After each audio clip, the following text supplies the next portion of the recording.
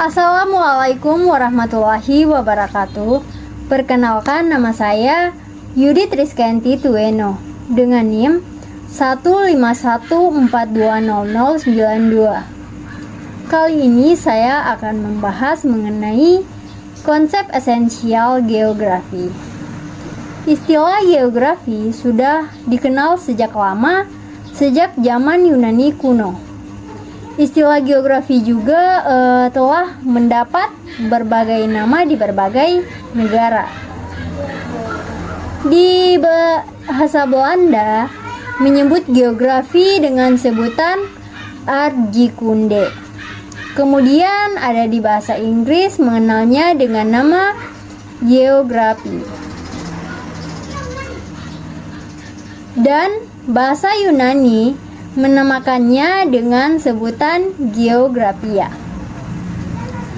Kemudian pelajaran geografi di Indonesia pada tingkat sekolah dasar, sekolah menengah pertama, dan sekolah menengah atas sebelum tahun 1975 disebut ilmu bumi.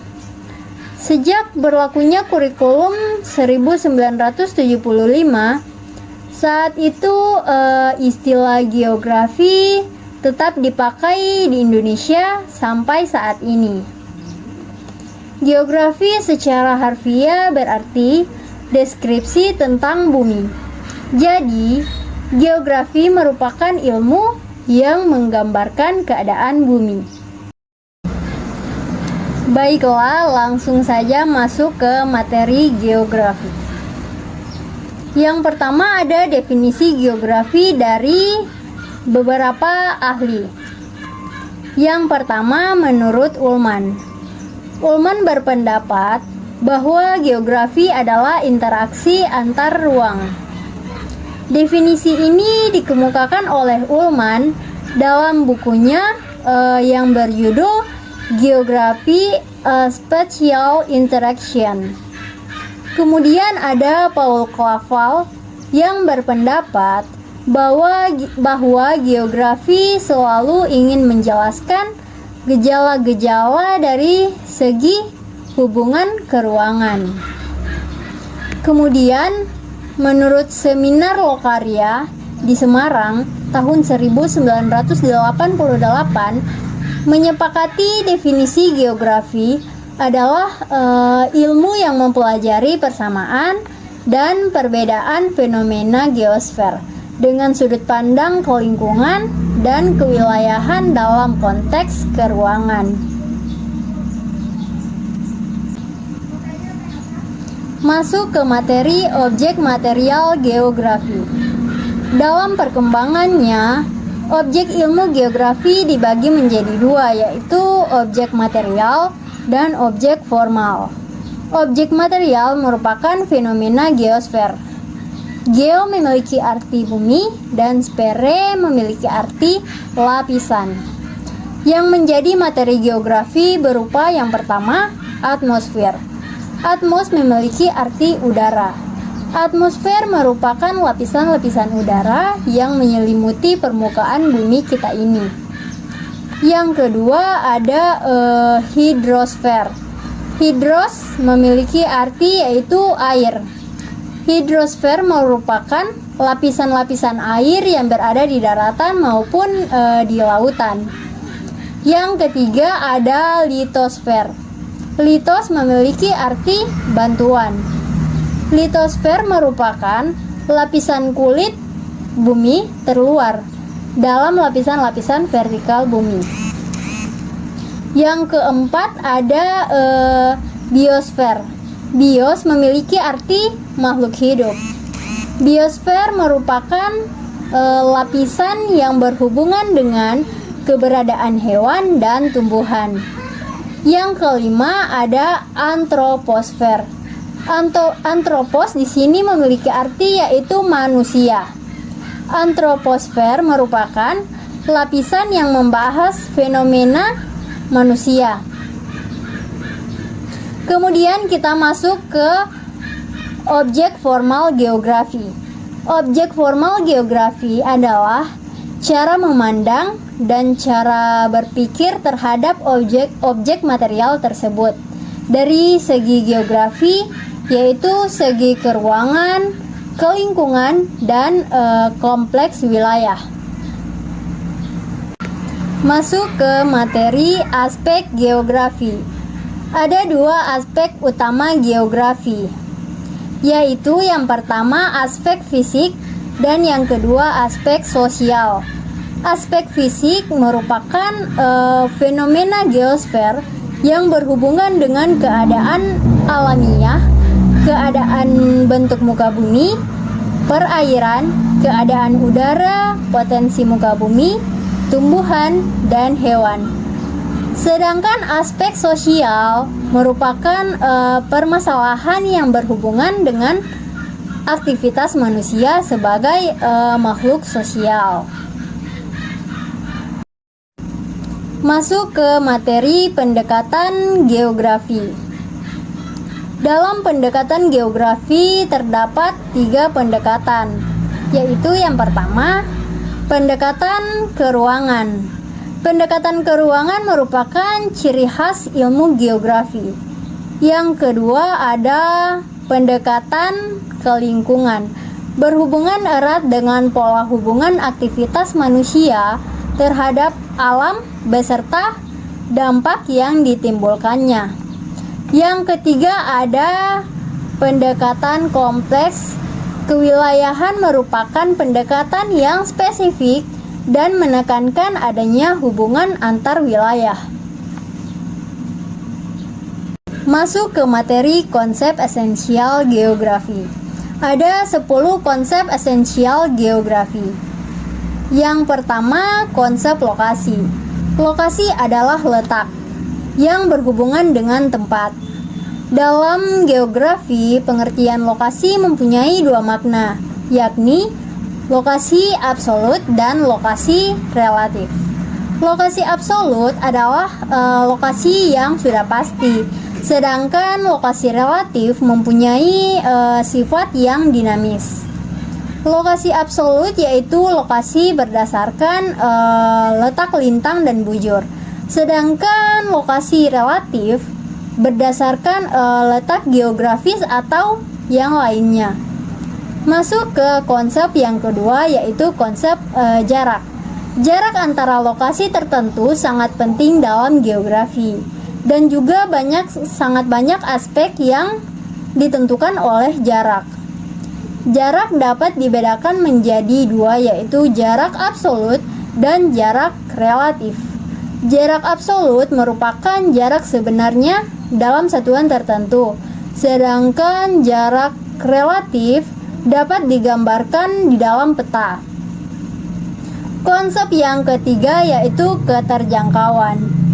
Makna keterjangkauan di sini adalah dapat tidaknya atau mudah tidaknya suatu lokasi dijangkau dari lokasi lainnya.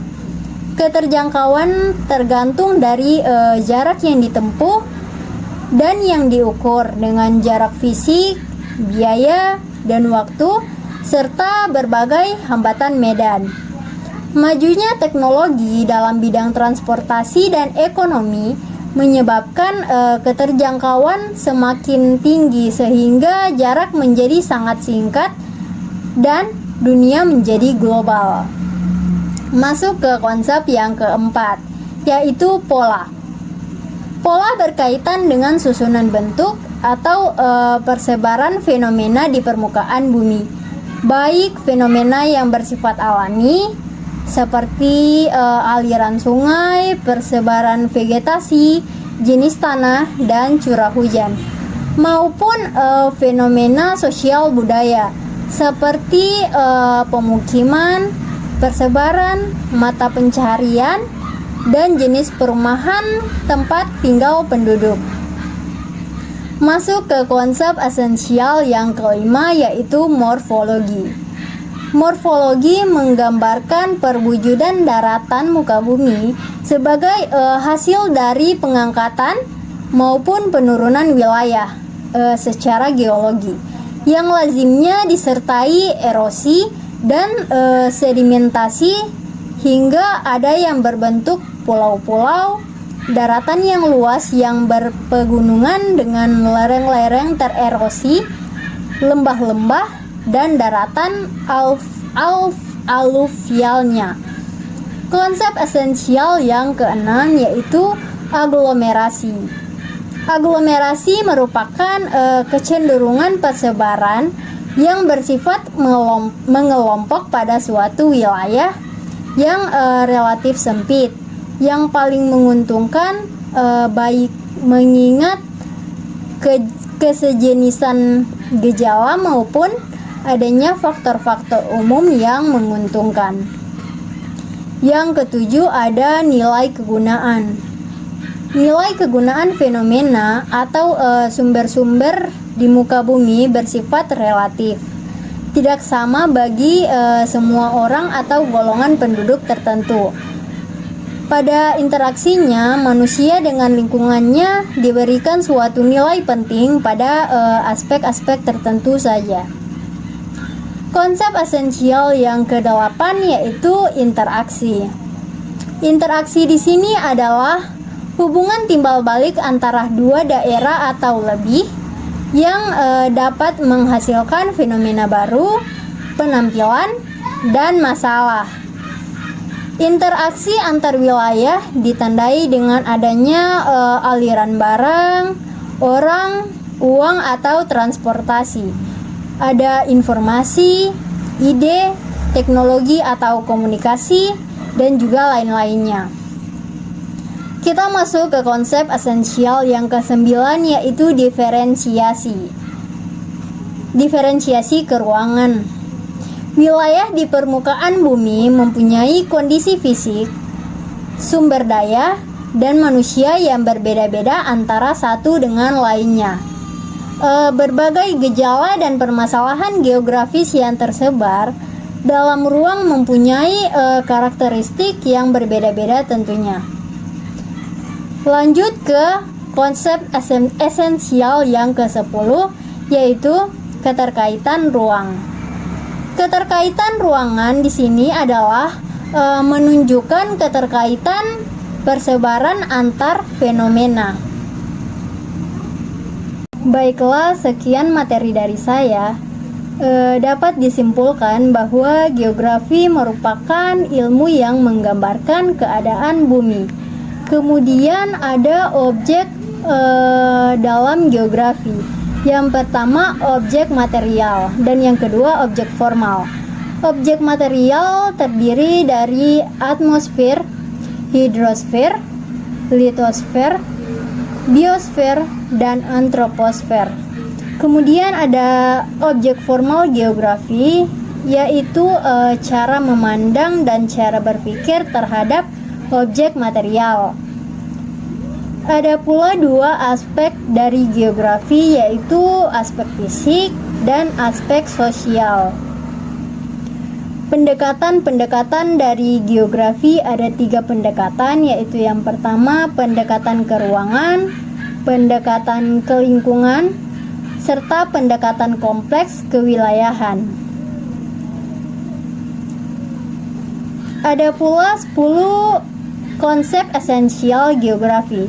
Yang pertama, lokasi adalah letak berhubungan dengan tempat. Kemudian jarak adalah jarak antara suatu wilayah dengan wilayah lainnya. Yang ketiga, keterjangkauan adalah kondisi medan, ketersediaan sarana transportasi, dan komunikasi di suatu wilayah. Yang keempat ada pola. Pola adalah susunan bentuk dan persebaran fenomena alami atau sosial budaya. Yang kelima, morfologi adalah bentuk lahan. Dan yang keenam ada aglomerasi, yaitu persebaran yang cenderung mengelompok. Dan yang ketujuh ada nilai kegunaan, yaitu nilai guna. Yang kedelapan ada interaksi atau interdependensi, yaitu hubungan saling memengaruhi timbal balik. Kemudian yang ke-9 ada diferensiasi. Areal adalah perbedaan wilayah, Dan yang ke-10 ada keterkaitan ruang, yaitu keterkaitan persebaran antar fenomena.